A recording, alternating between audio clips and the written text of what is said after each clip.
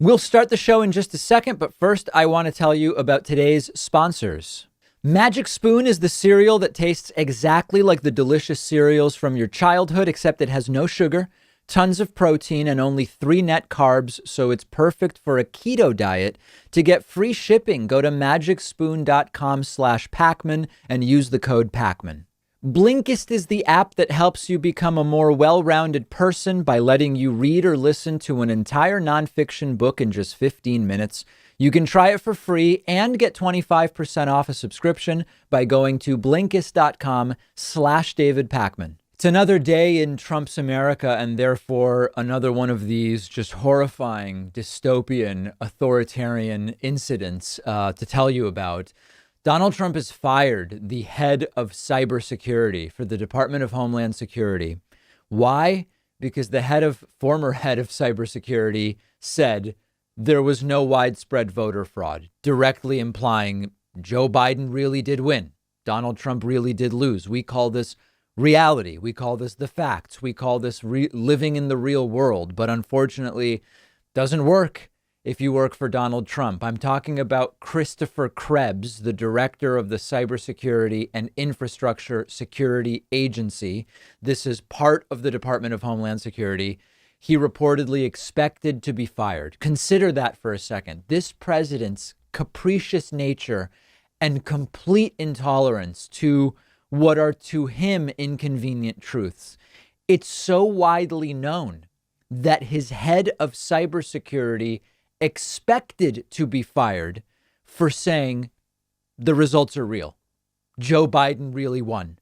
There was no widespread voter fraud. He anticipated that saying that would get him fired. And the sequence here was that Krebs's agency put out a statement saying, we've looked at all of the allegations and we find no evidence of voter fraud in the 2020 election. And the statement included a section that said, quote, the November 3rd election was the most secure in American history. Right now, across the country, election officials are reviewing and double checking the entire election process prior to finalizing the result. When states have close elections, many will recount ballots. All of these states with close results in the 2020 presidential race have paper records of each vote, allowing the ability to go back and count each ballot if necessary. This is an added benefit for security and resilience. This process allows for the identification and correction of any mistakes or errors. There is no evidence that any voting system deleted or lost votes, changed votes, or was in any way compromised. Of course, Trump's entire case that he won is based on all sorts of claims of exactly what Christopher Krebs said there is no evidence of. Fraud, observers being blocked, votes flipping, votes being deleted via voting machine manipulation. It's the full gamut that Trump has alleged, and it's the full gamut that Christopher Krebs said it didn't happen. Christopher Krebs putting out a statement saying none of those things happened, and Donald Trump fires him. Donald Trump then tweeted about this firing, saying, quote, the recent statement by Chris Krebs on the security of the 2020 election was highly inaccurate in that there were massive improprieties and fraud, including dead people voting. That's been debunked. Poll watchers not allowed into polling locations. There were Republican and Democratic poll watchers everywhere. Glitches in the voting machines, which changed votes from Trump to Biden. No evidence of that. Late voting and many more. No evidence of late voting. Of course, as long as you vote by election day, votes can be counted as they arrive after the fact. And then he goes on to say, therefore, effective immediately, Chris Krebs has been terminated as director of the Cybersecurity and Infrastructure Security Agency. There is no evidence of any of the things Donald Trump is alleging. These are the things that Donald Trump and his cronies have been claiming, but courts and election officers have so far not found merit to these claims. And indeed, these tweets were flagged by Twitter as being disputed claims about election fraud. It's starting to seem like disputed might not be a strong enough flag for Twitter. I mean, the things that Donald Trump is tweeting, there's no evidence for them. It's not merely disputed. It's like if I said humans actually breathe helium, not oxygen. and it pops up. This is a disputed claim about science. Well, it's more than disputed. It's completely vapid. There's no evidence for it whatsoever. But in any case, Twitter flags aside. After being fired, Chris Krebs tweeted simply, "Honored to serve. We did it right. Defend today. Secure tomorrow." At this point, is being fired by Trump simply for doing your job a sort of badge of honor? Because, we've been talking about so many of these hangers-on around Donald Trump who have done his lying and his bidding and his disinformation spreading. They really deserve to never work again. Kayleigh McEnany is an example. We'll talk about her later. People like Corey Lewandowski, Steve Bannon. These are people who, if we had a fair world where actions had fair consequences, they would never work again. Now, I'm not calling for anybody to starve. They should all have enough to eat. Hell, they should even have health care. But what I'm saying is that their malfeasance is so severe that they should be unemployable by any moral, right-thinking employer. Okay. They probably will all get great consulting gigs or media gigs or who knows what. On the other hand, you have people who simply are doing their job. Like, for example, Chris Krebs is in charge of analyzing whether the election took place in a secure fashion or whether there was the widespread fraud that has been alleged. He did his job. He looked at it. It's not even being asserted that Chris Krebs was politically influenced or strong-armed by someone or part of some conspiracy to falsely give the election to Joe. It's not even being alleged in any serious way. Maybe some on the internet are alleging that, but it's not even an allegation. He simply did his job, and this is the conclusion he came to, and he was fired. He was just, you're fired. That's it. You're just gone. Is that now? I mean, have we fallen so far that is now a badge of honor or some kind? These are bizarre times that we are living in. And hopefully at a certain point, we will get back to a status quo that makes a little bit more sense. Right now, it really doesn't. And it's horrifying I don't want to say our current allies, because some of them are distanced at this point because of the Trump presidency, but our historical allies are regularly horrified by what is going on in this country. We have to start righting the ship. And hopefully, I mean, listen, I'm not going to tell you it will happen, but hopefully the replacement of Donald Trump with Joe Biden will be a start to that, an inflection point of sorts. Donald Trump's completely incompetent coronavirus advisor, Dr. Scott Atlas, has now suggested that, you know what, maybe people should just go ahead and have the big indoor Thanksgivings this year, because it might be the last Thanksgiving for lots of people anyway. Now, I read the headline and I thought, this can't be true. It can't actually be that bad. Let me look at the video. I then watched the video, and it's even worse than the headline. When you actually see the complete disregard for human life, the complete lack of empathy, the complete lack of understanding, the video is worse than the headline. Let's take a look. And just as a reminder, who the hell is Scott Atlas? Scott Atlas is the doctor that when Trump pushed Fauci out from being sort of publicly part of his inner coronavirus circle, appearing with him at press briefings and the like, when Fauci was pushed out, Scott Atlas was brought in. Now, Scott Atlas is not an epidemiologist. He's not an infectious disease doctor. He's not a pulmonologist, an immunologist. He's a radiologist, and he has become Donald Trump's top guy on coronavirus. Why? Because he'll simply go along with anything Donald Trump says. Take a look at this.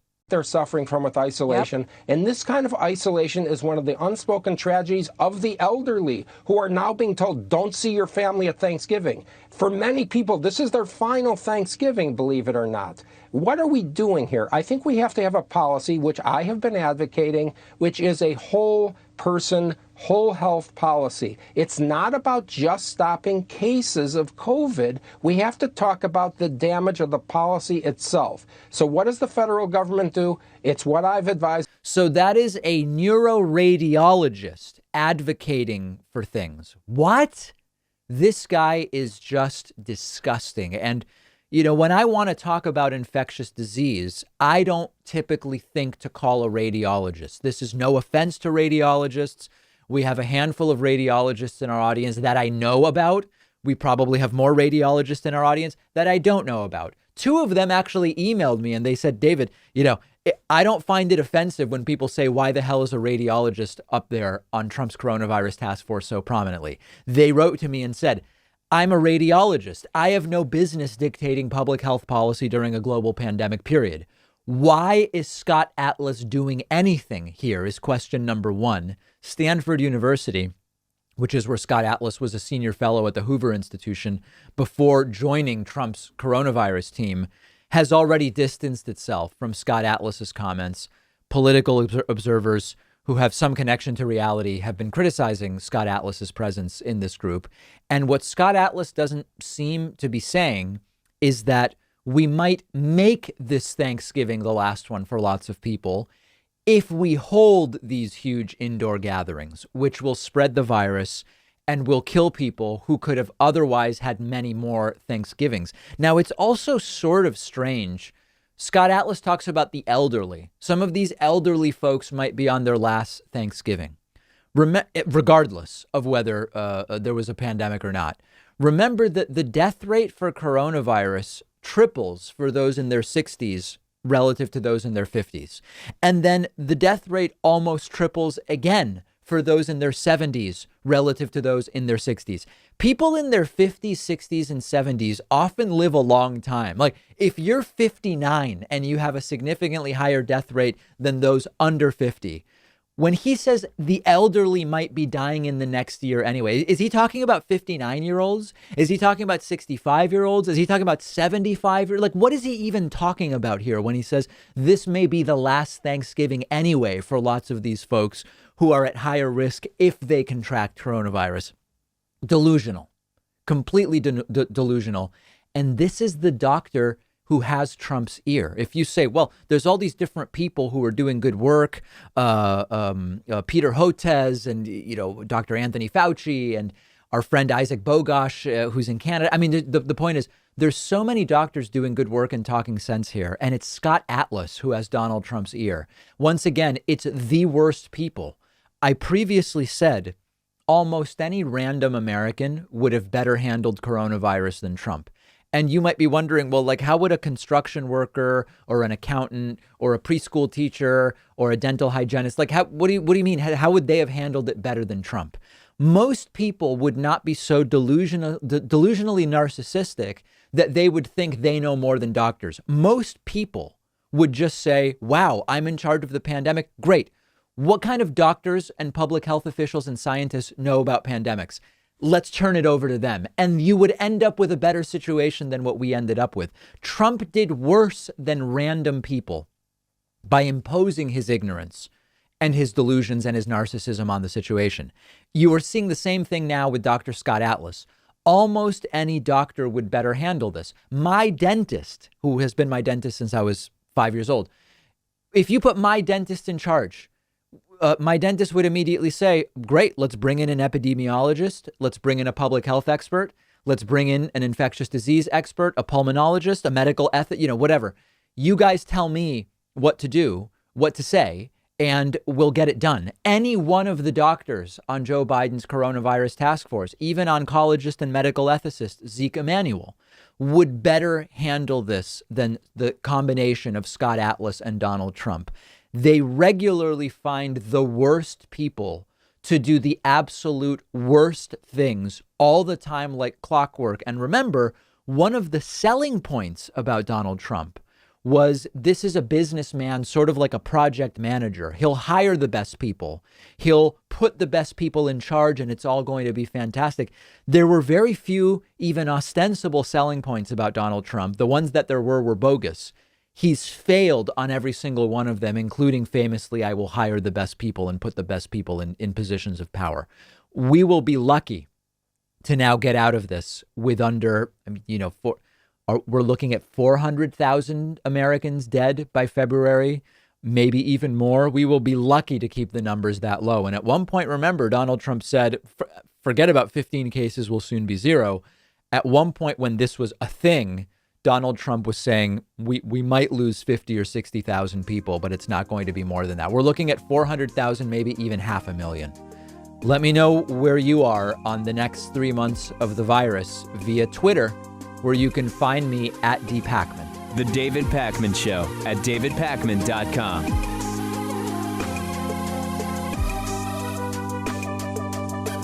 One of our sponsors today is Magic Spoon. The reason I'm such a fan of Magic Spoon is they allow me to enjoy the delicious breakfast cereals I loved as a kid without all the sugar and without the unhealthy ingredients, because Magic Spoon makes breakfast cereal that you really can't tell apart from those tasty sugary cereals that we all know. But each serving of Magic Spoon has no sugar, 3 net carbs, and 11 grams of protein. So it's perfect for someone on a low carb keto diet, just anybody trying to eat healthier and cut back on the sugar. You can choose from cocoa, frosted fruity, cinnamon, blueberry, or peanut butter. They all taste amazing. And Magic Spoon now lets you create your own customized variety pack with the flavors you choose. They really do stand by their product and will refund 100% of your money if you don't love it. No questions asked. Go to magicspoon.com/Pakman to build your own custom variety box today. Make sure to use promo code Pakman to get free shipping. The link is right underneath this video.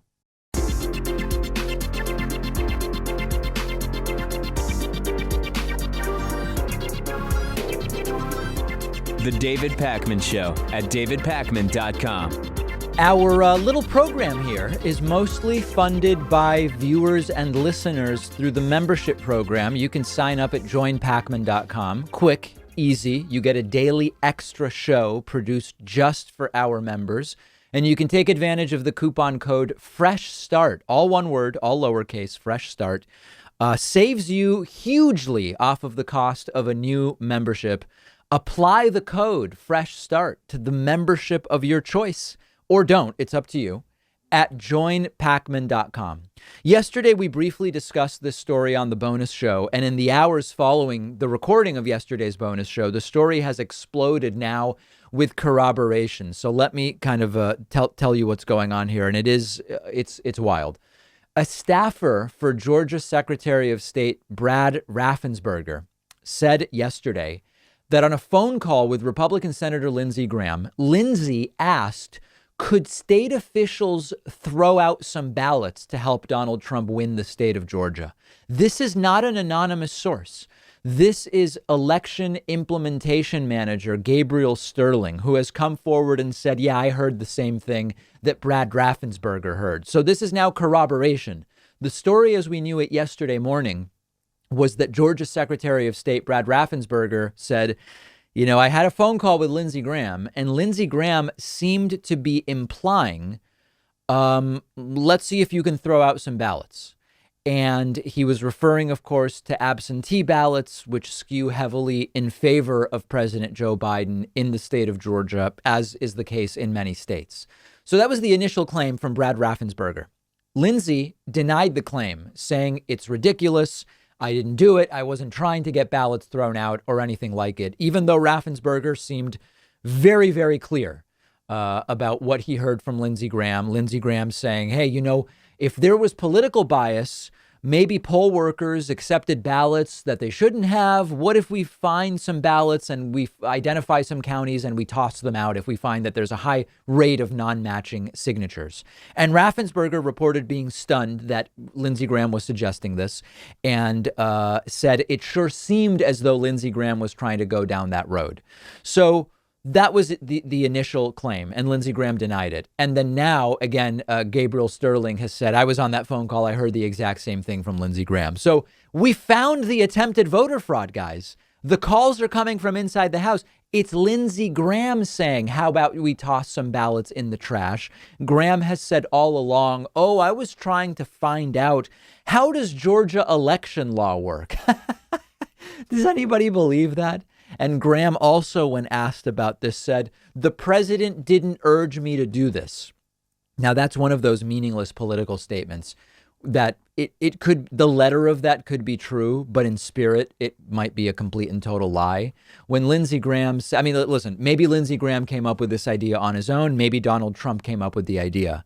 But Lindsey Graham might well be right by the letter that Trump never called Lindsey and said, listen, call Georgia, ask them to throw ballots in the trash. The way these things would work is that a Trump staffer suggests to Lindsey Graham, what would happen if you were to get on the phone with Brad Raffensperger and see what they might be able to do? This is like, in Argentina and other countries, my experiences with Argentina. Sometimes there are corrupt police in Argentina, and, you might get pulled over and a police officer starts with, not only were you speeding, but I think that your brake light is messed up, and I think that there's too much pollution coming from your tailpipe. I don't know. I might have to get backup down here, and blah, blah. And then you say the code. You don't say, "Can I bribe you?" Right? You say, "Wow, that's really inconvenient. Is there some other way I might be able to resolve this today? Could we figure out a way to resolve this right now?" And then this game is played of, well, what did you have in mind? Or right? That's the way politics is done. It's not Lindsey, it's Donald. Tell them to throw ballots out. So Lindsey saying he wasn't urged by Trump is completely meaningless. Now, is this illegal? I actually don't know. I mean, is the suggestion from Lindsey Graham, if it were proven, is it against the law? It sounds like it should be, but I really don't know. And you just had to know that once Republicans started screeching about voter fraud, it was them they were the ones who were going to try to commit it. It's projection. And many people have written to me saying, David, Brad Raffensperger is a Republican. Why is he going public and throwing Lindsey Graham under the bus? Yeah, Raffensperger is a Republican, but he probably realizes there's really no way to just throw out large batches of legal ballots. Even if he had an idea of how he might be able to throw out some batches of ballots, Raffensperger probably realizes that the risks dramatically outweigh the rewards, especially since flipping Georgia, if he was able to do it, wouldn't actually give Donald Trump a presidential win in the Electoral College. And in order for Raffensperger to get himself out of possible trouble, maybe he's decided to just go public and throw Lindsey Graham under the bus. Now, there's one other possibility. Maybe Raffensperger is just acting with integrity instead of hyperpartisanship. I'm so conditioned not to assume that I'm mentioning that second, but it's conceivable that Raffensperger is just acting with integrity here. Now, one other thing. We and others are calling this the real voter fraud. This really isn't voter fraud. This is election fraud, which is the real fraud we have to worry about. Voter fraud is this retail strategy that Republicans and Trump have been crying about. Someone trying to vote twice, someone showing up and saying, I'm giving the name of a dead person and casting a ballot, or submitting a bunch of fake absentee ballots. That's really inefficient. Those are stupid ways to try to steal an election. What we're talking about here is election fraud, which is abusing the law, trying to do mass disenfranchisement of voters. This includes stuff like using weak signature laws to throw out votes from people with maybe black sounding names or Hispanic sounding names or whatever, maybe people from poor areas, intimidating people at the polls, doing voter purges. That's election fraud, and that's really the concern. And if this is true about Lindsey Graham, what is being alleged, it should be career ending. It should be indictment garnering, to be perfectly frank, but nothing matters anymore to this party. And more than likely, Lindsey Graham is going to get away with this. I hope I'm wrong, but I think he will get away with it. You might imagine that faced with a large defeat in the 2020 election, Donald Trump's press secretary and senior campaign advisor, Kayleigh McEnany, would be quietly preparing to ride off into the sunset to some media gig, to some consulting gig somewhere. Joe Biden is likely going to end up with 306 electoral votes, just like Donald Trump had in 2016. But unlike Donald Trump, who lost the popular vote by 3 million, Joe Biden is on track to win the popular vote by 5.5, maybe even 6 million votes when all of the counting is done. But it's not stopping Kayleigh McEnany. She will not stop humiliating herself. And we're going to look at some clips today. I'm wondering maybe whether there's a long game that she's playing here. Like maybe Kayleigh has the sense, or she's been told, if you can keep this up, at some point in his next endeavor, Donald Trump is going to give you a really cushy gig. Because quite frankly, I don't know how else we can understand why she's behaving in this way. Maybe I'm trying to apply logic where there is no logic. Let's see what you think after you see these clips. So to start with, last night, Donald Trump and many Republicans were hopeful that Wayne County in Michigan was not going to certify their election results, just that one county. And because the Trump campaign has had no victories so far, speaking, legal victories, they were starting to say, wow, Wayne County won't certify. We won. Here is Kayleigh McEnany cheering it with Sean Hannity last night. Wayne County canvassers say we cannot certify this election because of these witnesses. They're real people. And one reporter tweeted out, this is the first time in my 20-year history I've ever seen something like this, a county commission refuse to certify. It's because for the first time, you have a president fighting for the forgotten men and women in Detroit and Philadelphia and Democrat cities across the nation. Now, unfortunately for her, these claims about Wayne County were bogus, and within minutes of Kayleigh saying this to Sean Hannity, Wayne County did certify the election as they should have, and Michigan is now a closed book, essentially. Then we go from talking about Michigan to talking about Pennsylvania. As you may have heard, Rudy Giuliani yesterday went over the line from just being Donald Trump's TV lawyer to actually arguing before a court. It reportedly was a huge embarrassment, but here is Sean Hannity saying, I heard Rudy was brilliant in court yesterday. All right. In Pennsylvania, Rudy Giuliani argued the case today. I've heard from more than a few people that he was absolutely brilliant in his arguments today. What's the status on that? So the idea of Rudy being brilliant in court at this point is hilarious. And we later heard that Rudy made no sense at all in court yesterday. At one point, Rudy Giuliani apparently raised the idea that some kind of mafia-like organization stole the election for Joe Biden. In court, Rudy Giuliani brought this up, and it was reportedly a legal embarrassment for Giuliani. Let's continue. Here is Kayleigh McEnany holding up papers again. It's almost a requirement now. If you go on TV to argue that Joe Biden stole the election, you have to hold up affidavits. And Sean Hannity mentions this and says, Kayleigh, show them how the pages aren't really blank, like some people said. These papers, these affidavits, 234 pages of sworn affidavits under penalty of perjury. But These by are the way, from Kayleigh, one county. What did CNN say about when you held them up on this program? Didn't they accuse you of holding up blank sheets?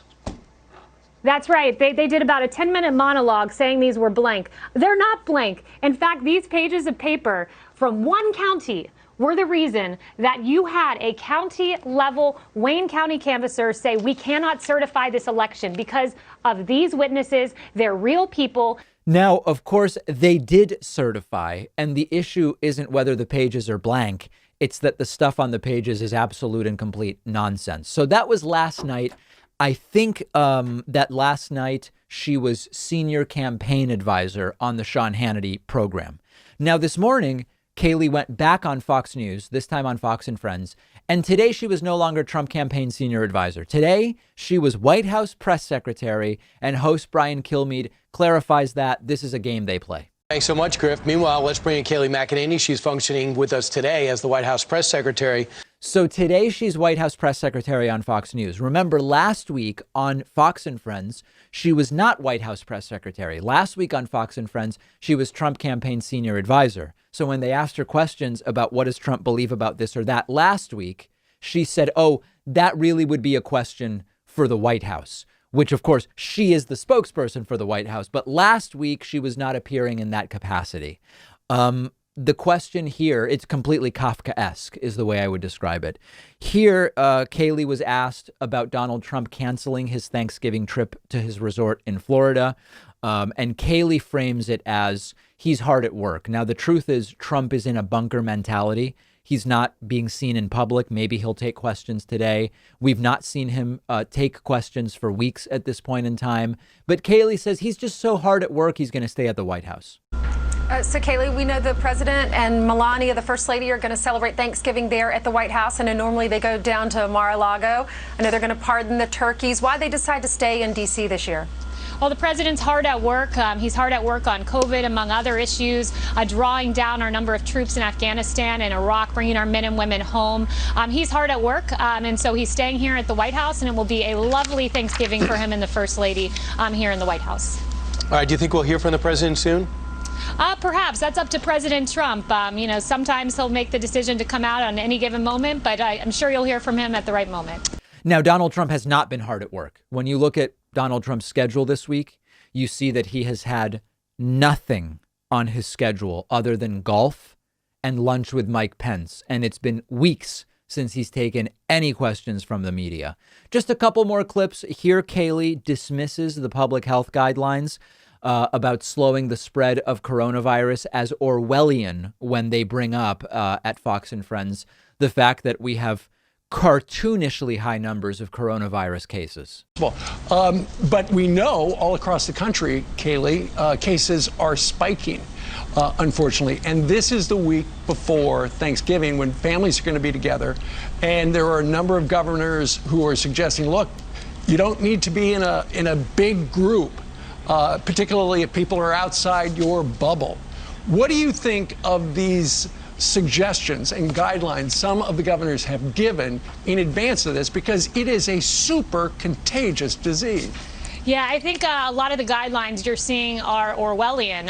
Let me start by saying the CDC has put out considerations as we prepare to go about Thanksgiving, about socially distancing, wearing masks, doing what you can. There's a whole list, a page of very good considerations, and in that they say we're not recommending a certain number of people, but we are giving considerations that you should put in place. It's Orwellian now to do what every sensible country is doing. That's really something.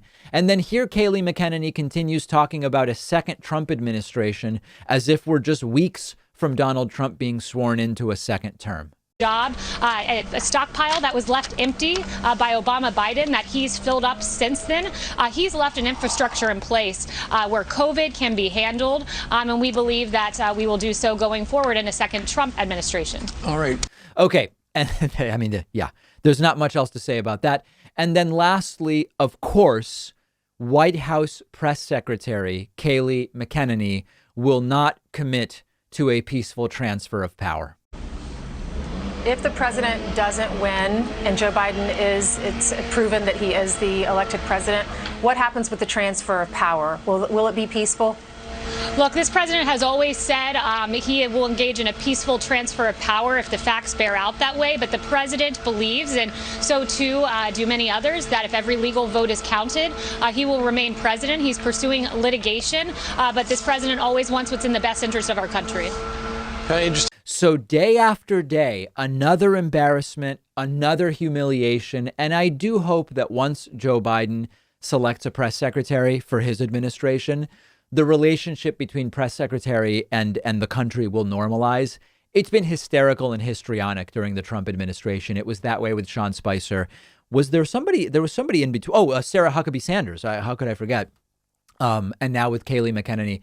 It's been absolutely ridiculous. And hopefully we'll see something a little bit more normal during the Joe Biden administration. Follow us on Instagram for more on this and other stories. I'm on Instagram at david.pakman, and you can also follow the show at David Pakman Show. The David Pakman Show at davidpakman.com.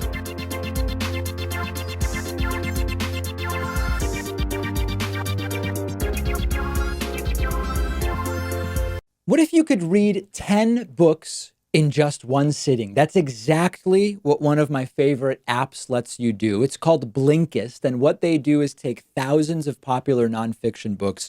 They condense them down into text or audio that you can consume in 15 minutes. Blinkist makes sure that you're getting all of the important core insights from each book.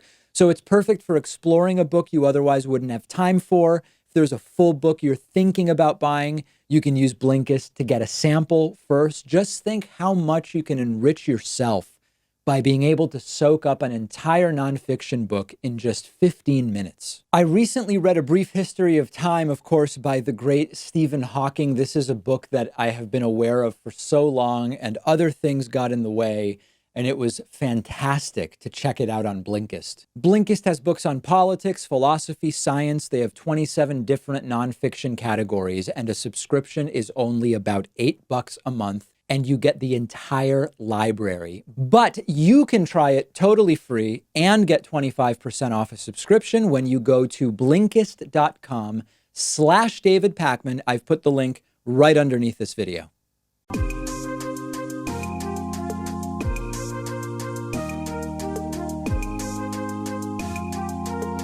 Welcome back to the David Pakman Show.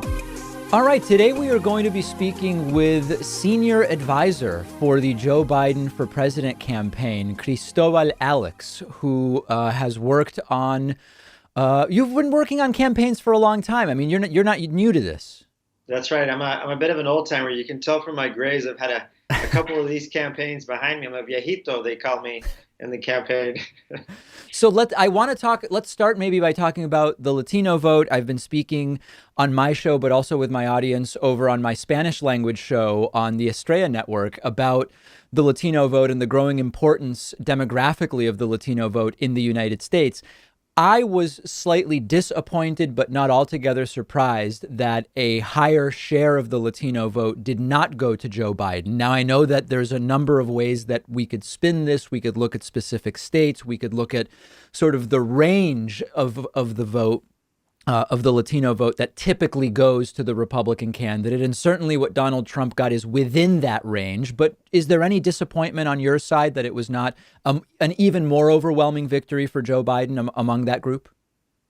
You know, I'll say that we're very proud of the work of the campaign and all of the work that preceded the campaign in critical battleground states around the country, decades of organizing work from young people, from immigration rights organizations to Puerto Rican organizations to others that have led to this election, which I think is an important moment. If you look at the trajectory of building Latino political power, I think we're approaching a high watermark. And yes, the Latino community, as you know better than anybody, is not a monolith. And so we do want to look more specifically at data from states or even within states. And, you know, when we set out in the general election with our Latino program, we set a goal to match the high watermark of the 2012 Obama-Biden re-election campaign that hit 71% of the Latino vote. We are just about there as the numbers are calculated and tabulated. We're at about 71% range right now.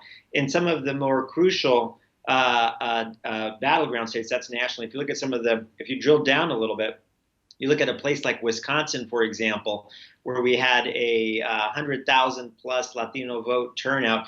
In those places, Latinos really exceeded that, hitting almost 80%. If you look at Maricopa County, when we flipped Arizona, or in Pima County, you're looking at over 80%, some places 85% of the vote.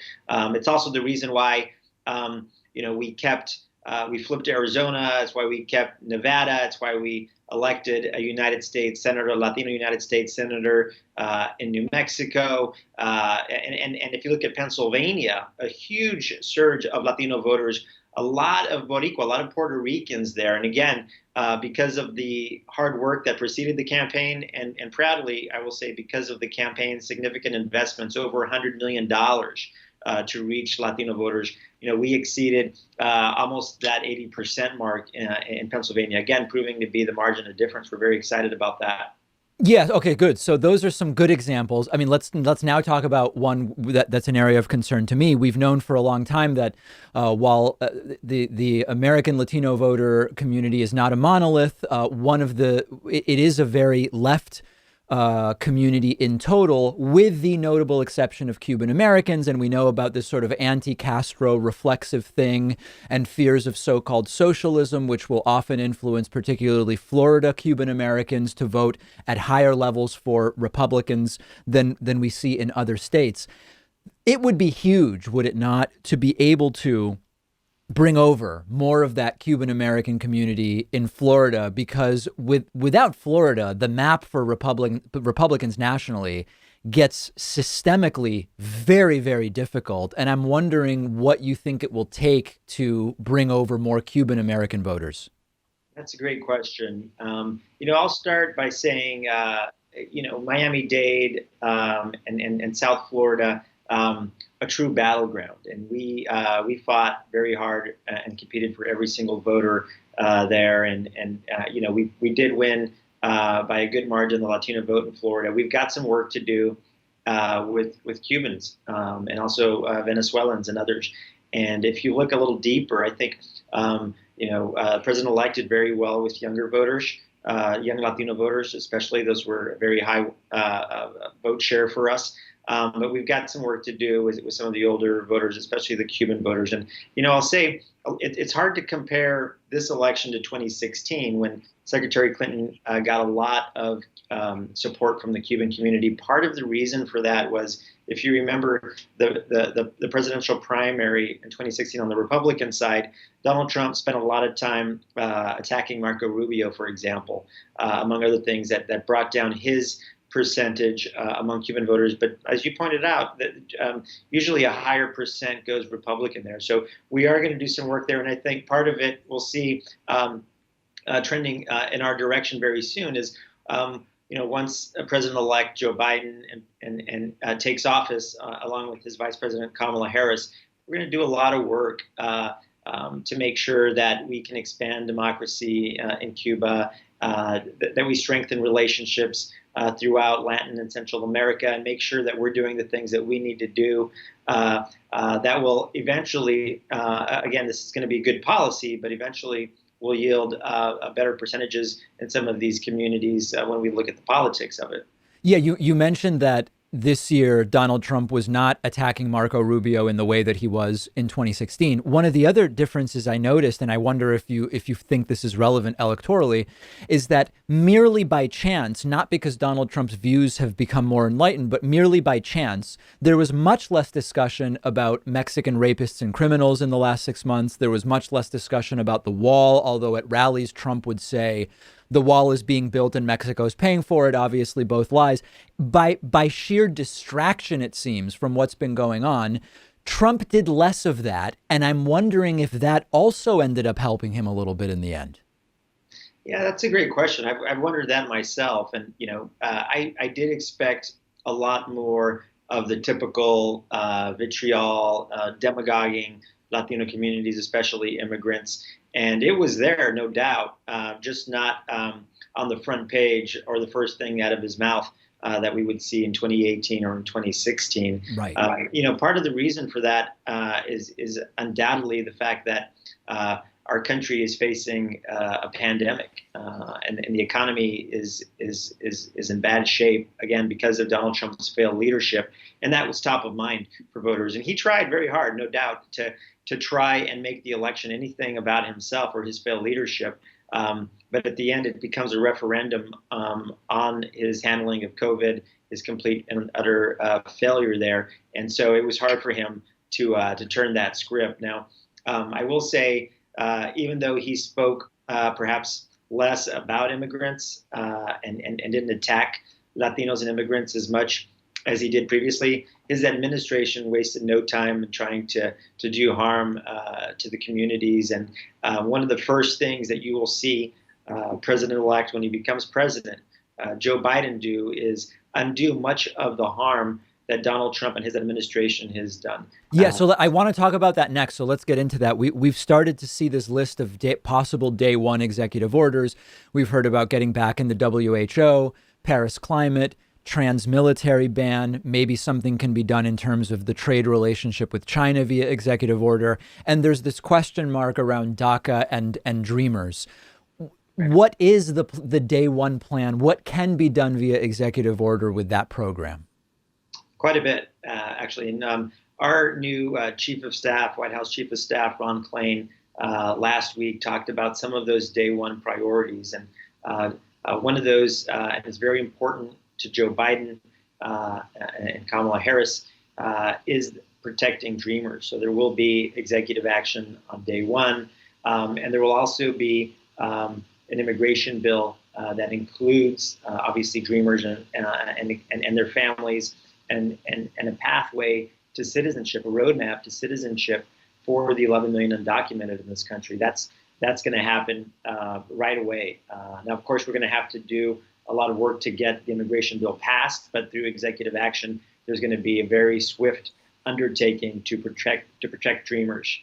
Yeah, I think that if Democrats don't take the Senate, tax reform and the healthcare expansion that Joe Biden wants to do, I think they don't happen. I do think that because some of these immigration issues are actually relevant to some Republican senators. I think that the chance of doing something on immigration is slightly higher even without having the Senate. But a lot is riding on those races in Georgia, isn't it?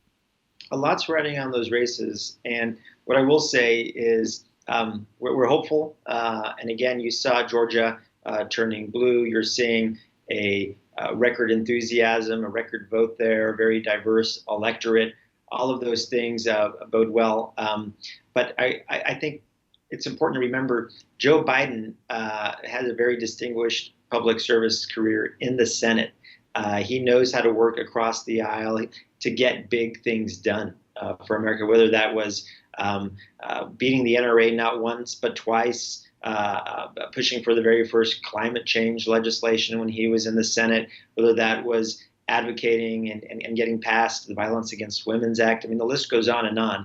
He does very well in these situations. I mean, healthcare, again, the ACA, another prime example of him working hard and being able to get things done with Democrats and with Republicans. And so you can expect for major pieces of legislation like that for Joe Biden to do what he does best, which is to work with others to unify not just our country, but to unify our government to tackle these major challenges. Yeah, I don't doubt for a second Joe Biden's ability, willingness, and interest to do that. I just think it's naive to think these Republicans are going to participate in anything that doesn't obviously and completely benefit what they've laid out as their priorities. I think the Republican Party has changed dramatically, but I remain cautiously optimistic. I think the concern among some in the progressive left is, what would Joe Biden have to compromise in order to get some of these Republicans on board? You know, here's the thing.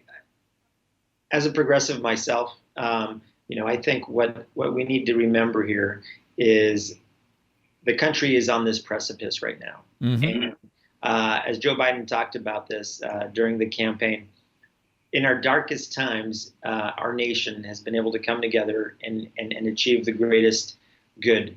If you look at some of the moments in history, whether it's coming out of the Great Depression, whether it's coming out of World War II, we're able to come together and do amazing things. And I know it sounds naive, but I am optimistic that we are at one of these moments now where we're going to have to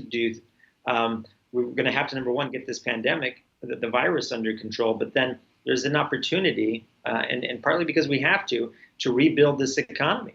And there are a lot of major components that will go into that, including major investments. Again, we're going to work with Republicans and conservatives and progressives and independents and all Americans to get this done. But we need to be able to rebuild the economy. We need to make sure that we get climate change under control. And there's ways where we can build millions of jobs in this country that are green jobs. And so that's part of it. And that's one of the things we need to do. And the other is, with all of the racial justice issues that are now getting a lot of the attention that they deserve, there's going to be a way to address some of these systemic racial issues in our country. Again, even though we're dealing with this pandemic and having to rebuild this economy, there are opportunities within that to address some of these things. And we're going to do it. No disagreement from me in terms of the stakes or the priorities. Significant skepticism about the current Republican Party as a participant in that. But we will very soon start to see how it plays out. We've been speaking with Christo Alex, who is a senior advisor for the Joe Biden for President campaign. I really appreciate your time today. Oh, it was an honor. Thanks for having me. The David Pakman Show at davidpakman.com.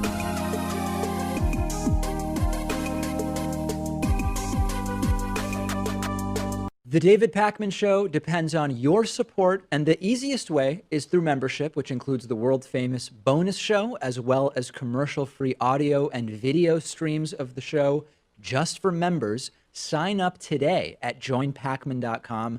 Coupon code saves you 40%. Vote soon 18. The David Pakman Show at davidpakman.com. This is super interesting. In the last few days, there have been some tweets floating around and articles saying that the American right has now gone from the war on Christmas to the war on Thanksgiving as a sort of replacement to the non-existent war on Christmas that they've been touting for like a decade at this point. So as a reminder, the war on Christmas is supposed hostility to Christmas and to Christians that the right says exists in the United States by the left. And this stems from the idea that a few years ago, there have been many people saying, saying happy holidays is more inclusive than saying Merry Christmas when you don't know somebody's religion. Listen, if you're a Christian and you're talking to a Christian, say Merry Christmas. It might be more inclusive, like at Starbucks, for example, or maybe at a place of work or whatever, to say happy holidays. That's it. That's the genesis and the catalyst for the so-called war on Christmas that the right has been talking about now for a decade. We have Thanksgiving coming up here in the United States during a global pandemic. And so there are more and more governors and state public health officials saying you really shouldn't have large indoor gatherings at Thanksgiving.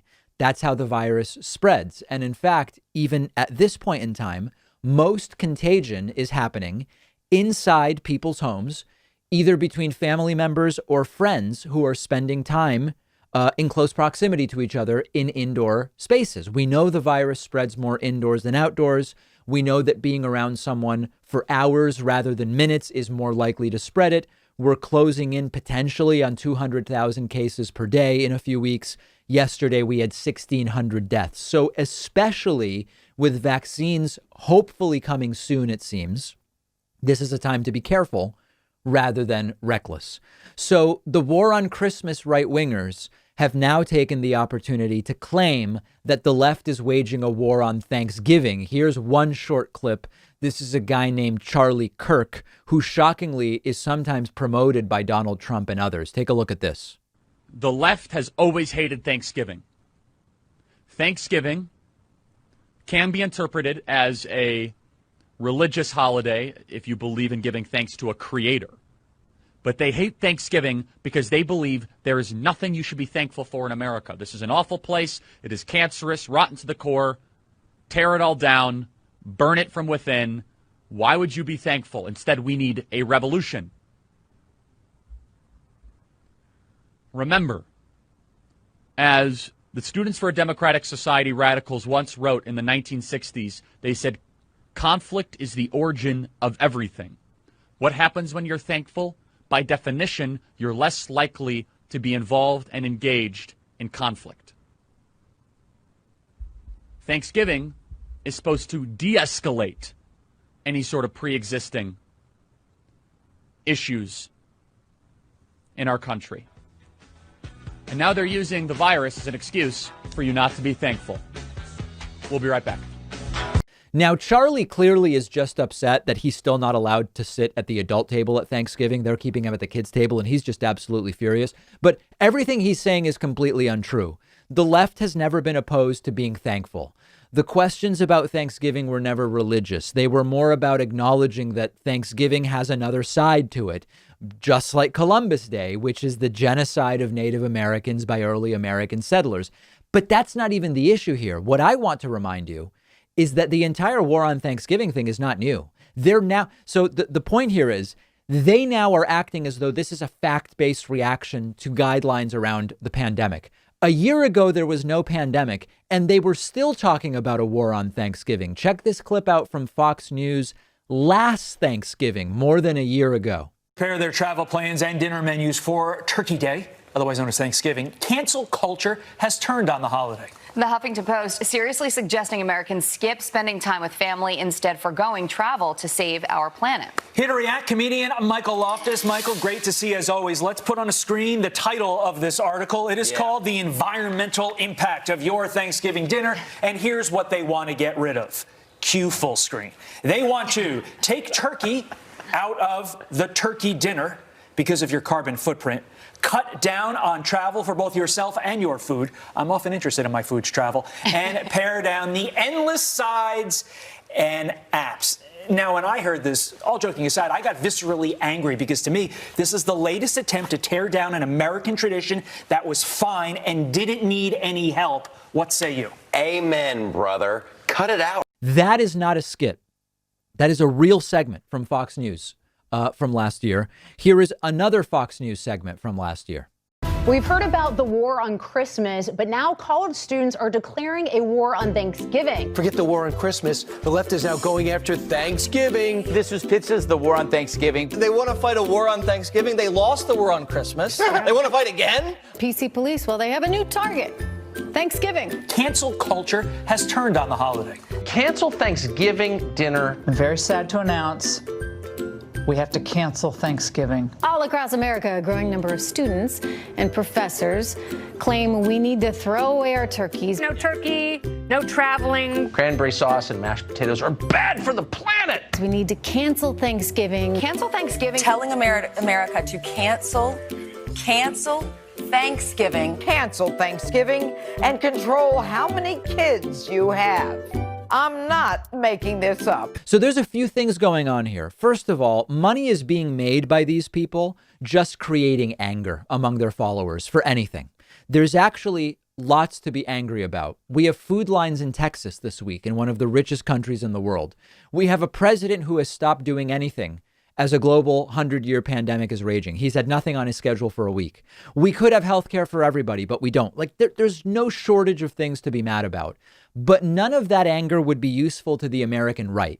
So instead, they get people fired up about these inane non-issues and conspiracy theories. Joe Biden stole the election. There's a war on Thanksgiving. And that is horrifying. But it is a very lucrative grift for them. And then the irony of it, if you can call it that, is that they are actually doing what they claim the left is doing. In other words, they say the left wants people mad about either Christmas or Thanksgiving or whatever. That's not true. They want people mad at the left, though, about the non-existent attacks on Christmas and Thanksgiving that they claim exist. They are doing what they falsely claim the left is actually doing. It's just more projection, and it's not going to stop anytime soon. Hey, this is kind of funny. I was on the Dr. Phil show. Like, I didn't go anywhere, but a clip of the show was on the Dr. Phil show. And this is really funny. It ended up being very underwhelming. I'm going to play the clip for you. Dr. Phil's show producers contacted me months ago saying, David, we loved your interview about the addictiveness of casinos with an author who wrote about this named Natasha Dow Schull. And we want to use a clip for the show. We're going to feature you and Natasha. Can we do it? Sure. Yeah. My only requirement is let me air the clip on my show without filing a copyright claim. I think my audience would get a kick out of it. Months of legal work and negotiations and paperwork. I was imagining, wow, I mean, there's so much lawyer time going into this. I'm sure this is going to be like a big feature. I think I'm on screen about 4 seconds. OK, don't look away because you might miss me. This is an episode, I guess, about gambling problems. Take a look. Casinos are deliberately designed like a maze to trap and confuse you. There's no clocks on the wall. You cannot help but be overwhelmed by the bombardment of sounds and light.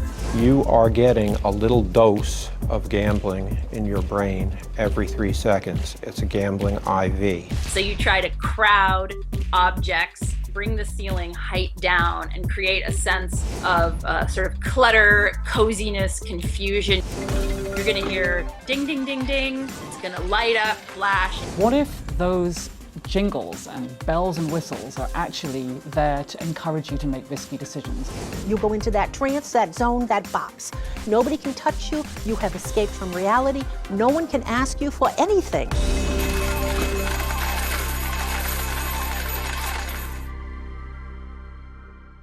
So that's it. Those 4 seconds, pretty underwhelming. So to me, the shock is the amount of paperwork for a few seconds of me on Dr. Phil. It must be a lawyer's dream to be clearing rights for these shows. If they spent 2 months, 3 months of legal work to get 4 seconds of me, I can't even imagine what's going on with, copyrighted music or whatever else. So that was me on Dr. Phil. I don't know what else to say. Maybe it's interesting in some way, but the backstory is lots and lots of legal negotiations to make it happen. We have a voicemail number on this show. Here's an interesting voicemail about something people have written to me about before, my disclaimers. Let's take a listen to what the caller has to say. Hey, David, I've got a New Year's resolution for you. Yes.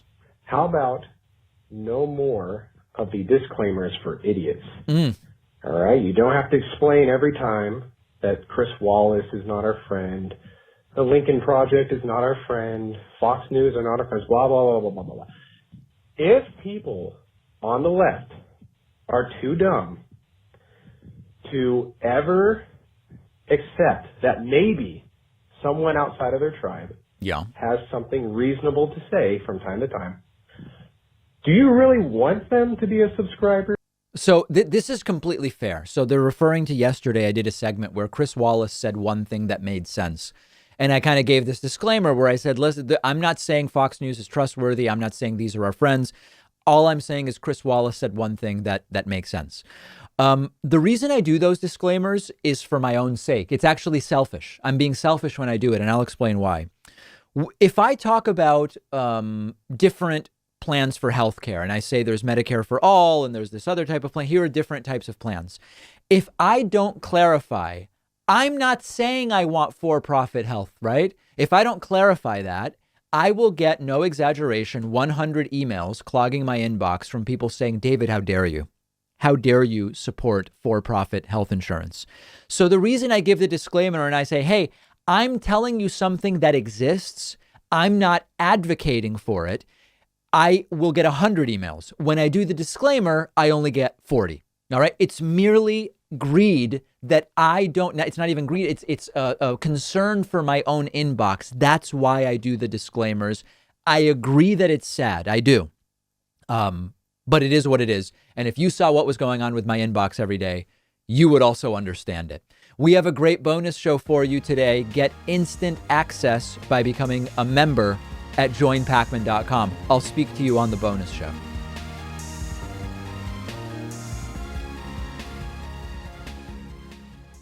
Thanks a lot for watching today's show. I just want to take a second to tell you about today's sponsors. Magic Spoon is the cereal that tastes exactly like the delicious cereals from your childhood, except it has no sugar, tons of protein, and only 3 net carbs, so it's perfect for a keto diet. To get free shipping, go to magicspoon.com/Pakman and use the code Pakman. Blinkist is the app that helps you become a more well-rounded person by letting you read or listen to an entire nonfiction book in just 15 minutes. You can try it for free and get 25% off a subscription by going to Blinkist.com/David Pakman.